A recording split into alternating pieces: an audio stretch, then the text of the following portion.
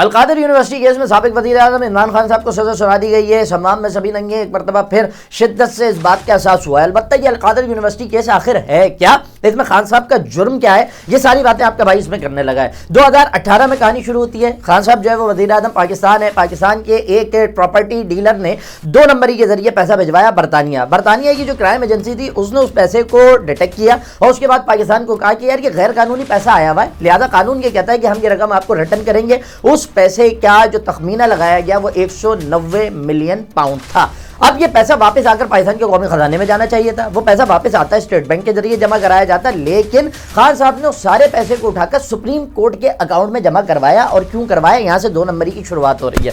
ہوتا یہ ہے کہ جناب وہ جو بزنس ٹائکون صاحب ہیں ان کے کراچی کی ایک زمین کے معاملے کے اوپر انہیں ٹھیک ٹھاک اربوں روپے کا جرمانہ سپریم کورٹ نے کر رکھا تھا. اب جب یہ پیسہ واپس آ رہا ہے جو کہ تھا اسی آدمی کا, لیکن اس نے غیر قانونی طور پہ بھیجا تھا, پاکستان کے ساتھ غداری کی تھی, ٹیکس بچانے کی کوشش کی تھی, تو وہ پیسہ پاکستان کو ملنا چاہیے تھا, پاکستان کی ڈیولپمنٹ پہ لگنا چاہیے تھا. لیکن خان صاحب نے کابینہ کے ذریعے جلدی کر کے اپنے اختیارات کا ناجائز استعمال کر کے منظوری کروائی. اس غیر قانونی پیسے کو پاکستان میں آنے تک قانونی کروا دیا اس شخص کے لیے دوبارہ, اور پاکستان کے اکاؤنٹ میں, پاکستان کے بیت المال میں جمع کروانے کے بجائے آنے والا برطانیہ سے سارا کا سارا پیسہ سپریم کورٹ میں جمع کروایا. اور جو جرمانہ اس بزنس ٹائکون کے اوپر ہو رکھا تھا اس کی مد میں 190 ملین پاؤنڈز کو, جو کہ اس وقت کے 60 ارب روپے بنتے تھے, کٹوتی کروا دی کہ جی جرمانے کی ایک رقم یہ آ گئی ہے, باقی رقم یہ صاحب دیتے رہیں گے. یہ جو کابینہ سے منظوری والا معاملہ ہے, یہ جو حرام کو حلال کرنے والا معاملہ ہے, جو ناجائز کو ناجائز بنانے والا معاملہ ہے, یہ بھی بڑا تفریح ہے. اس کے اندر بھی ایک بڑا شغل ہے, اور وہ شغل یہ ہے کہ جناب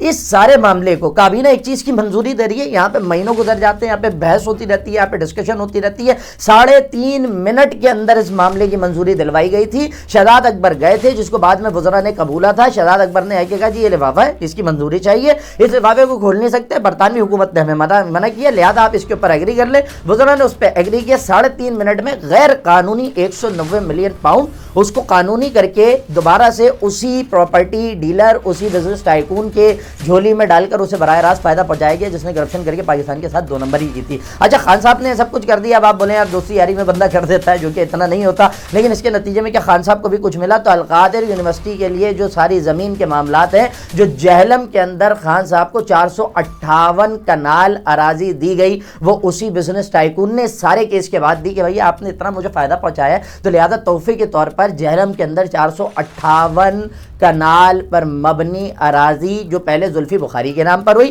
دیکھیں کبھی بھی چیز ڈائریکٹ نہیں ہوتی ہے, پہلے دوسرے کو دی جاتی ہے, اس کے بعد اس سے سامنے والے کو گفٹ کروا دیتے ہیں. یہ اس بزنس ٹائکون نے پہلے زلفی بخاری کو دی. زلفی بخاری صاحب نے کہا جی خان صاحب میں آپ کے لیے جو ہے وہ پیش کر رہا ہوں, اور اس کے بعد یہ خان صاحب اور ان کی اہلیہ بشرا بی بی کو ٹرانسفر کر دی گئی. پھر القادر ٹرسٹ بنا, جس کے دونوں لوگ جو ہے وہ ٹرسٹی بن گئے. البتہ وہاں پہ جو القادر یونیورسٹی قائم کی جا رہی ہے تفصیلات کے مطابق اس کی تعمیرات بھی وہی بزنس ٹائکون, وہی پراپرٹی ڈیلر کر رہا ہے جسے 60 ارب روپے کا نفع خان صاحب نے ایک حلے میں اپنے دورے حکمرانی کے اندر پہنچایا تھا. اور اس معاملے کو لے کر اس سارے کیس کا ٹرائل ہوا ہے, ان کے اوپر بات چیت ہوئی ہے, اور خان صاحب جو ہے وہ مجرم قرار پائے, اور مجرم قرار پانے کے بعد انہیں 14 سال کی سزا, جبکہ ان کی اہلیہ کو 7 سال کی سزا سنا دی گئی ہے. جب فرح گوگی کا معاملہ سامنے آیا تھا, جو کہ بشرا بی بی صاحبہ کی بہت قریبی دوست تھی, اس کے اوپر بہت ساری باتیں سامنے آ رہی تھیں, لیکن کوئی ماننے کو قبول کرنے کو تیار نہیں تھا. لیکن القادر یونیورسٹی کیس کا فیصلہ اور اس فیصلے سے جڑے حقائق کہ کس طرح